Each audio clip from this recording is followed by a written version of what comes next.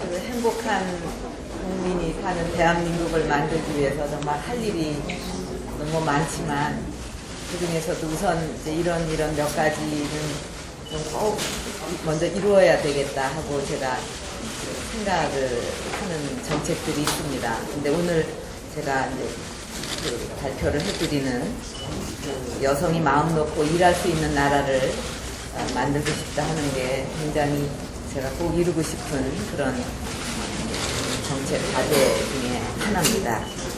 먼저 발표를 하겠습니다. 존경하는 국민 여러분, 오늘은 일과 가정의 양립을 위한 구상과 약속을 말씀드리고자 합니다.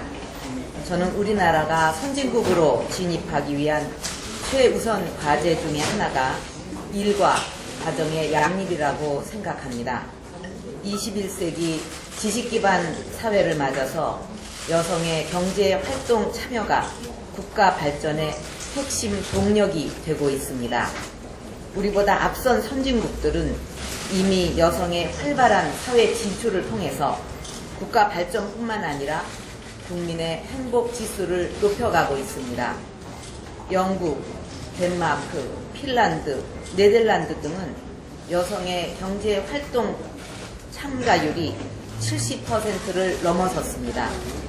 하지만 우리의 현실은 일과 가정의 양립을 위한 제도적 뒷받침이 매우 취약합니다. 많은 여성들이 출산과 육아 부담 때문에 경력이 단절되거나 꿈을 접어야 하는 상황이 계속되고 있습니다.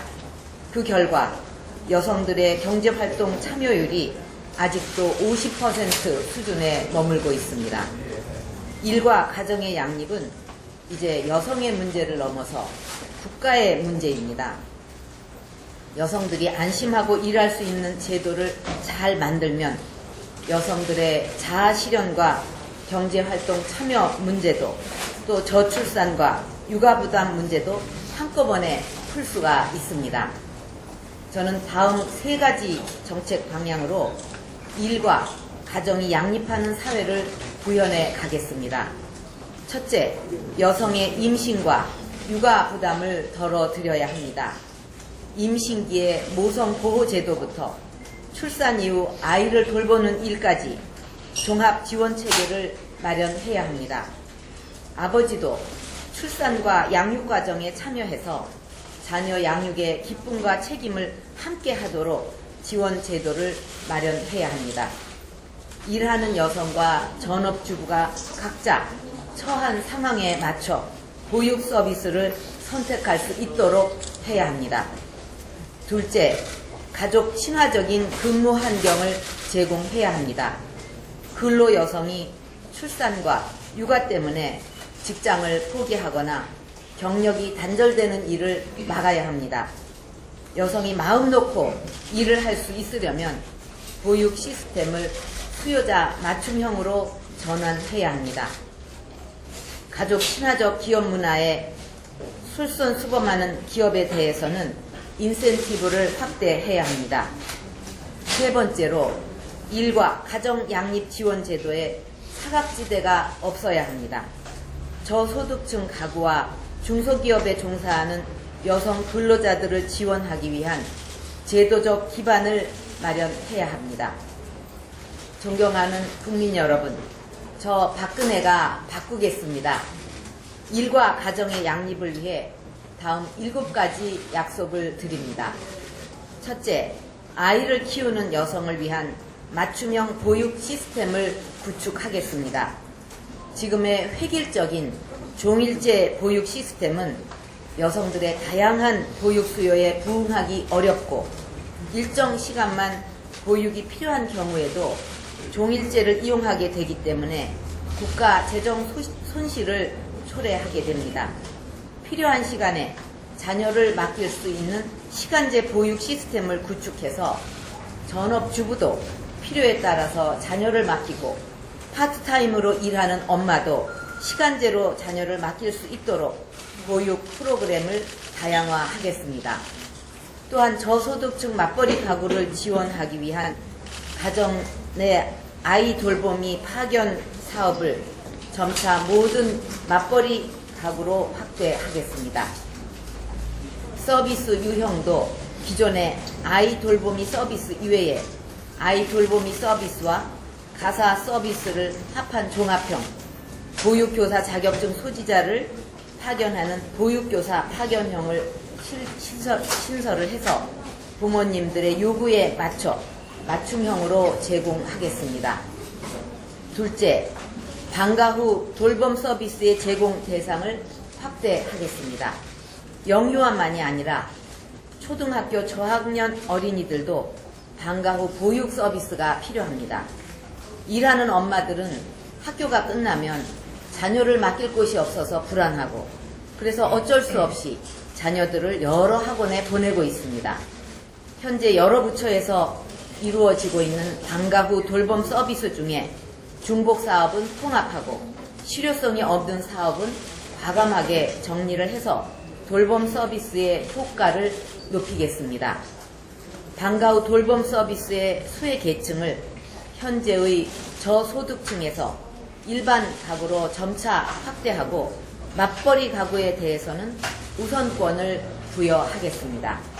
그래서 방과 후 자녀의 안전과 보호를 책임지고 사교육비 부담도 줄이는 일석이조의 효과를 거둘 수 있도록 하겠습니다.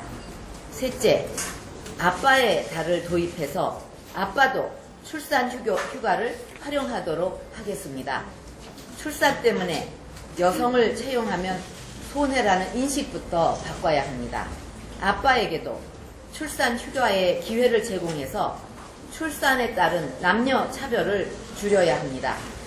출산 후 3개월 중 한 달은 아빠의 달로 지정을 해서 아빠도 출산 휴가를 활용할 수 있도록 하겠습니다.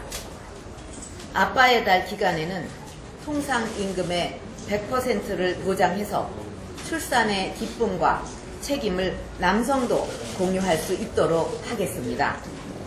넷째, 임신 기간 동안 부분적인 근로시간 단축 제도를 도입하고자 합니다. 자녀 양육은 임신과 함께 시작이 되지만 직장에서의 장시간 근로 때문에 임신의 부담이 가중되고 있습니다. 임신기간 근로시간 단축제를 도입해서 임신 초기와 말기에 하루 2시간 근로시간 단축 청구권을 활용할 수 있도록 하겠습니다. 공공부문부터 단계적으로 실시를 해서 임신 및 출산 친화적인 근로 환경을 조성하겠습니다. 다섯째로 모범적인 가정 친화적 중소기업의 근로자들에게 가사 도우미 서비스를 지원하겠습니다. 여성들의 고용률이 높은 중소기업 중에 재정 부담 때문에 가족 친화적인 제도를 도입하지 못하는 기업들이 있습니다. 아주 많습니다. 우선 30인 미만의 중소기업 중에 가족 친화의 모범적인 업체 1000개를 선정을 해서 근로자들에게 월 1회 가사 도우미 서비스를 제공하고 단계적으로 지원 기업 규모를 확대해 나가겠습니다. 여섯째, 적극적인 고용 개선 조치를 강화해서 관리직 여성의 일자리를 더 만들겠습니다. 현재 근로자 500인 이상 기업에게 실시하고 있는 적극적 고용 개선 조치를 강화해서 과장급 이상의 여성 관리자 비율을 확대하겠습니다. 여성 관리직의 비중이 동종 업종 내 평균의 60% 이하인 기업에 부과하는 적극적인 고용 시정 권고를 평균 70% 이하 기업까지 확대를 하겠습니다. 또한 업종별로 여성 관리직의 비율이 높은 우수 기업에게는 정부 조달 계약 시 우선권을 제공하겠습니다. 마지막으로 장려 세제를 신설을 해서 저소득층 자녀의 양육 부담을 국가가 함께 나누겠습니다. 저소득층 가구의 근로를 장려하면서 자녀 양육의 금전적 부담을 완화해 줄 수 있는 자녀 장려 세제를 신설하겠습니다. 자녀를 둔 평균 소득 120% 가구까지 세금을 내는 경우는 세액 공제 방식으로, 세금을 안 내는 경우에는 보조금 형태로 지원하겠습니다. 존경하는 국민 여러분, 저는 오늘 일과 가정의 양립을 위한 비전과 실천 과제에 대해서 말씀을 드렸습니다.